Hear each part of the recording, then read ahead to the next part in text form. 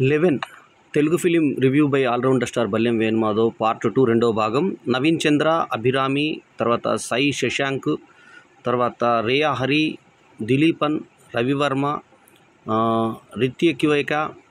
రిత్విక, తర్వాత ఆడుకాలం నరేను, కిరీటి దామరాజు, ఆర్జై నటించిన ఈ సినిమాకి లోకేష్ అజీజ్ డైరెక్టర్ రైటర్ అని మొదటి భాగంలోనే చెప్పుకున్నాం కదా. డి ఇమాన్ సంగీతము, Karthik Ashokan cinematography, Srikanth NB editing part బాగుంది.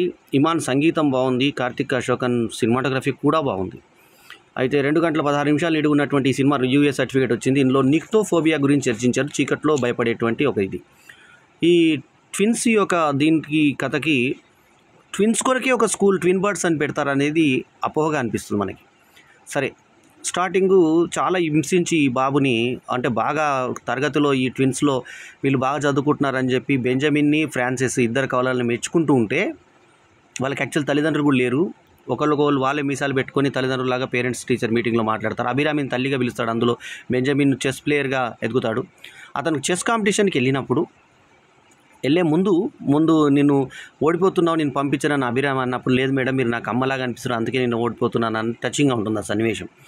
తర్వాత అతను ఎక్కడికి వెళ్ళినప్పుడు ఫ్రాన్సిస్ని ఆడుకుంటారు. వీళ్ళు ఒక ఆట ఆడుకుంటారు. అతన్ని లాగు విప్పుతారు, అంటే అమ్మాయిల ముందు లాగు విప్పేస్తారు, ప్యాంటు విప్పుతారు, లాగు ఉంటుంది లోపల కానీ ప్యాంట్ విప్పుతారు ఇన్సల్ట్గా. ఆ తర్వాత బాత్రూంలో నీళ్లు పోస్తారు ముఖం మీద. ఇట్లా రకరకాల ఇబ్బందులు పెడితే ఇతని కొరకు అంతకుముందు కొట్టినటువంటి పరిస్థితి ఉంది కాబట్టి ఇంకా వాళ్ళ అన్న అంటే ఇక ట్విన్స్ అన్ననో తమ్ముడో తెలియదు మనకి. ఆ బెంజమిన్ రియాక్ట్ అవుతాడని చెప్పి ఫ్రాన్సిస్ చెప్పడు. సో లాస్ట్కు ఫ్రాన్సిస్కి ఉన్నటువంటి నిక్టోఫోబియా అంటే చీకట్లో భయపడే జబ్బు వల్ల అతన్ని ప్రాబ్లం చేసి చచ్చిపోయేలాగా గురి చేస్తారు. టెన్షన్ గురై అతను చనిపోతాడు. చనిపోయిన తర్వాత పగబెట్టుకున్నటువంటి బెంజమిన్ ఆ తర్వాత ఏం చేశాడు అన్నది కథ. అయితే బెంజమిన్ తర్వాత పేరెందుకు మార్చుకున్నాడు, ఆ తర్వాత ఇంకొక అతని మీదకి మనవర్ మీదకి దృష్టి మళ్ళించినా కూడా ఆ మనవరుకి ఆ ఇంట్లో పెట్టిన వాళ్ళని కిడ్నాప్ చేసి కట్టేసేది మనవరే కదా. చివరిలో క్లైమాక్స్లో అది లీడ్ చేయలేదు మనకి. ఆ మిగతా కథ చెప్తే కథలో ఫ్లేవరు ఆ సస్పెన్స్ పోతుంది కాబట్టి ఆ సస్పెన్స్ చెప్పట్లేదు. మొత్తానికి ఏంటంటే గ్రౌండ్ వరకు బాగా చేయలేదు, కష్టపడి తీశారు.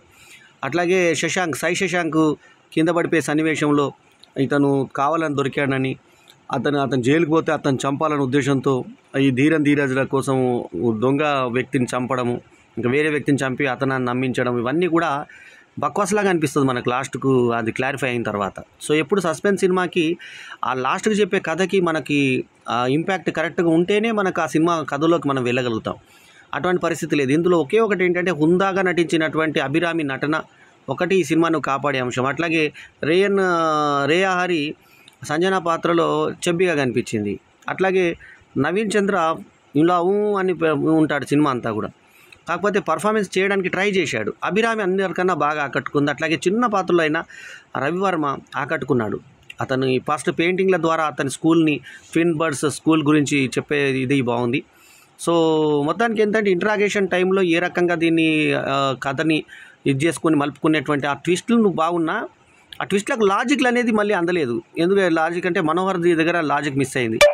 ఇక ఒకరి నుంచి ఒకరిని చంపించడం అనే ఒక ప్రక్రియ శాడిజంకి పరాకాష్ట అయితే ఎప్పుడో కొన్ని ఏళ్ళు వెయిట్ చేసి అతను డిపార్ట్మెంట్లో చేరి ఆ తర్వాత చేస్తాడనేది ఇంకా బక్వాస్గా అనిపిస్తుంది మనకి. సో కరెక్ట్ గ్రౌండ్ వర్క్ చేయాల. తర్వాత ప్రతి బర్త్డేకి తీసుకొచ్చి పూలు పెడతాడు అన్నది చాలా తమాషాగా ఉంటుంది. ఆ బర్త్డేది వేరే వ్యక్తితో పెట్టించడము, ఆ తర్వాత నీ కొడుకు నా పరిస్థితి రావద్దని హృదయం చివరికి ఇచ్చేటువంటి ఆ ఫినిషింగ్ టచ్ బాగున్నా కూడా కొంచెం ఇంకొన్ని లూప్ హోల్స్ అని వర్కౌట్ చేసుకొని ఉంటే మంచి సినిమా అయ్యి ఉండేది. 11 అంటే తెలుగు పేరు 11 అని తెలుగులో రాయకుండా 11 అని చెప్పి ఇంగ్లీష్లోనే ఈ రకంగా ఫాంట్ పెట్టి చేశారు. ఇది తమిళ సినిమాలు డబ్బింగ్ సినిమాలేమో, మలయాళం తమిళ్ డబ్బింగ్ సినిమాలేమో ఆ పేరు అలాగే పెట్టేసుకుంటున్నాయి తెలుగులో, అంటే పేరు కూడా మార్చకుండా దాన్ని అర్థం వచ్చే విధంగా మార్చకుండా మనమేమో ఇంగ్లీష్లో టైటిల్స్ పెట్టుకుంటున్నాం ఇంగ్లీష్ లెటర్స్ తోటి. సో ఈ రకంగా జరిగిపోతుంది కాబట్టి ఈ సినిమా సస్పెన్స్ ప్రియుల్ని అల్లరించే విధంగా ఉంటుంది. దీంట్లో బాగున్నాయి ఏంటంటే అంశాలు, మ్యూజిక్ బాగుంది, సినిమాటోగ్రఫీ బాగుంది, ఎడిటింగ్ బాగుంది. సో మొత్తానికి నవీన్ చంద్రన్ కొత్త తరహాలో మొన్న కూడా రీసెంట్గా ఒక వెరైటీ టైప్ సినిమాలోనే నవీన్ చంద్ర కనిపించాడు. అతను హీరో చేస్తున్న సినిమాలు కొంచెం డిఫరెంట్గా వస్తున్నాయి, అదొక మాత్రం కొంచెం హర్షించదగ్గ విషయం. సో ఈ సినిమాకి నేను ఇస్తున్నటువంటి రేటింగు 3.25/5. లాజిక్ మిస్ అయినా కూడా సినిమాలో మ్యాజిక్ మాత్రం తగ్గలేదు. లాజిక్ని వదిలేసి చూస్తే సినిమా మంచి ఒక సస్పెన్స్ ఓరియంటెడ్ సినిమా నచ్చే వాళ్ళకి మాత్రం పర్వాలేదు అనిపించే సినిమానే 11.